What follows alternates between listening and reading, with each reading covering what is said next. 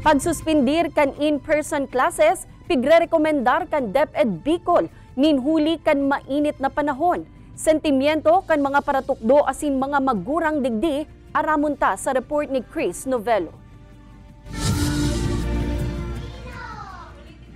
Nagkapira sa mga estudyante nagkaklase sa sarong eskwelahan na ini sa Banwa ning pili ka Camarines Sur ang daina na naka-uniform. Inhuli kay asa namamati ang init kan panahon tinugutan na kan eskwelahan na magsulot an mga estudyante ning mas komportabling bado na presentable man giraray paghilingon. Ang uniform baga, minsan ang uniform po medyo mainit. O kaya po, kung saan kami komportable ngunyan, yun na ang gamit ninda. Pero igwa pa man pong naka-uniform. Apwera ka ini, nga nang daiman kayong mamatyan na marasahas na panahon sa laog kan classroom, apwera kan electric fan, may malipot man na tubig na pwedeng aprobitsaran kan mga estudyante. Nagaandam naman ang eskwelahan sa pag-reproduce nin mga learning modules kung kay po ang magsuspindi ning face-to-face classes, ninhuli sa mainit na panahon.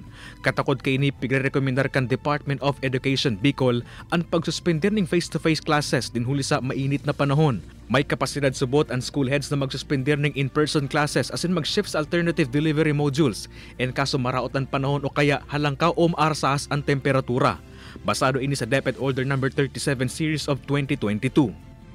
Ang mga maestra, ang mga school officials allowed na mag-adapt ng hybrid o kaya ng iba't ibang alternatibong paagi ng pagtukdo.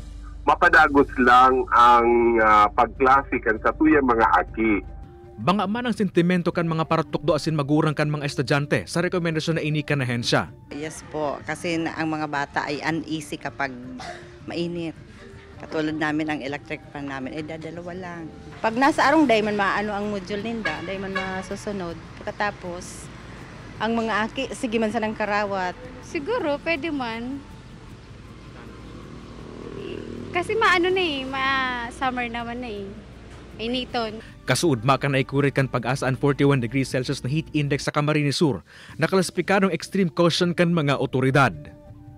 Kay Baran si Javel Ubiso, Chris Novello, Balitang Bicolandia.